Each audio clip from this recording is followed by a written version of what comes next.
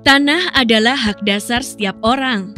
Namun seiring dengan pertumbuhan penduduk, kebutuhan ruang huni pun ikut meningkat, sehingga mengakibatkan keterbatasan tanah untuk masyarakat, serta kurang optimalnya pemanfaatan dan penggunaan ruang, mengakibatkan kebutuhan pada wilayah perkotaan tidak terpenuhi dan mampu menimbulkan kondisi lingkungan yang kumuh.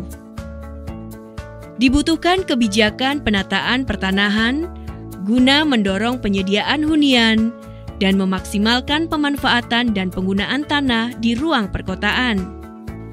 Salah satu kebijakan pertanahan tersebut adalah konsolidasi tanah.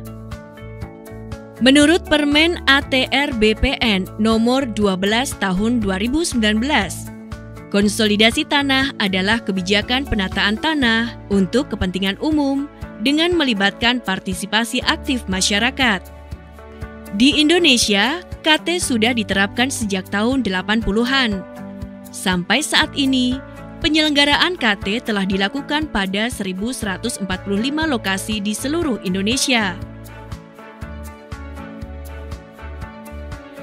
Dan dengan melihat perkembangan perkotaan saat ini, sudah saatnya konsolidasi tanah melakukan terobosan melalui konsolidasi tanah vertikal.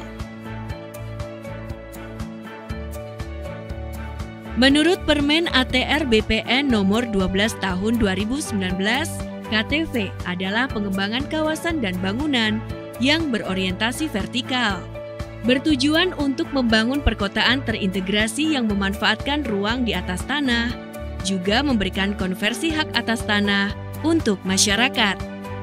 Adapun proses penyelenggaraan KTV meliputi perencanaan, pelaksanaan, pembangunan, dan pengawasan. Perencanaan KTV adalah kegiatan penyiapan lokasi yang dituangkan dalam dokumen perencanaan melalui tahap penyusunan sebagai berikut.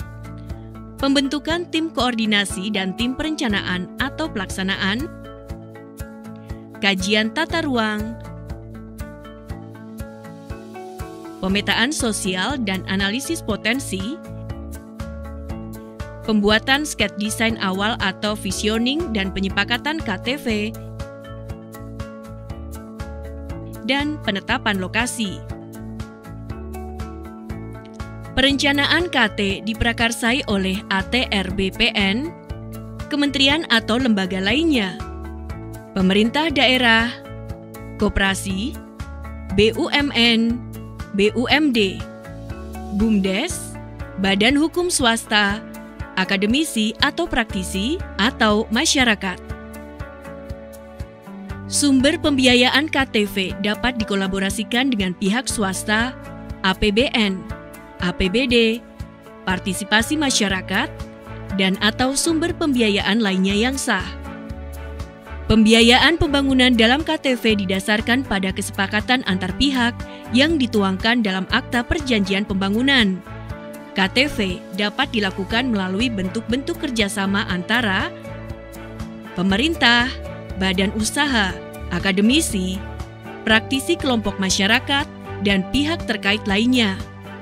Setelah penerbitan SK penetapan lokasi, tim pelaksana bisa memulai tahap pelaksanaan yang meliputi pengumpulan data fisik, yuridis, dan penilaian objek KTV, penyusunan desain dan rencana aksi KTV, pelepasan hak atas tanah dan penegasan objek KTV, penerapan desain KTV atau staking out, dan penerbitan sertifikat hak atas tanah dan penyerahan sertifikat tanah bersama. Selanjutnya dengan sertifikat tanah bersama, tahap pembangunan pun dapat dimulai dari persiapan pelaksanaan pembangunan, pembangunan prasarana, sarana dan utilitas, penerbitan sertifikat hak atas tanah dan serah terima aset, pembentukan perhimpunan pemilik dan penghuni, serta pemberdayaan masyarakat, dan pengelolaan aset hasil konsolidasi tanah. Agar penyelenggaraan KTV berjalan sesuai dengan peraturan perundangan, pengawasan pada seluruh kegiatan KTV akan dilaksanakan dalam 2 tahap, yaitu Pengawasan intra kegiatan KTV yang dimulai dari perencanaan sampai pembangunan KTV. Dan pengawasan pasca kegiatan KTV yang dilakukan setiap 5 tahun setelah pembangunan. Maka kesimpulannya, dengan pembangunan KTV akan ada banyak sekali manfaat yang bisa dirasakan oleh masyarakat dan pemerintah.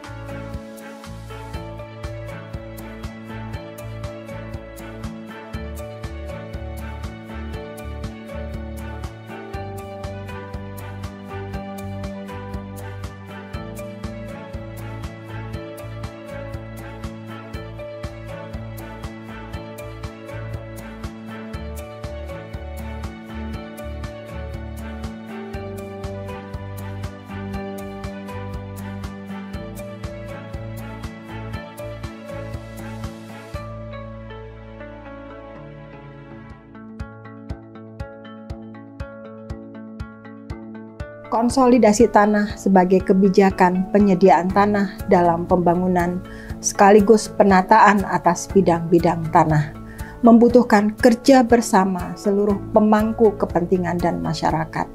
Kolaborasi dan sinergi dari berbagai pihak adalah kunci keberhasilan konsolidasi tanah di tengah masyarakat. Konsolidasi tanah membangun tanpa menggusur.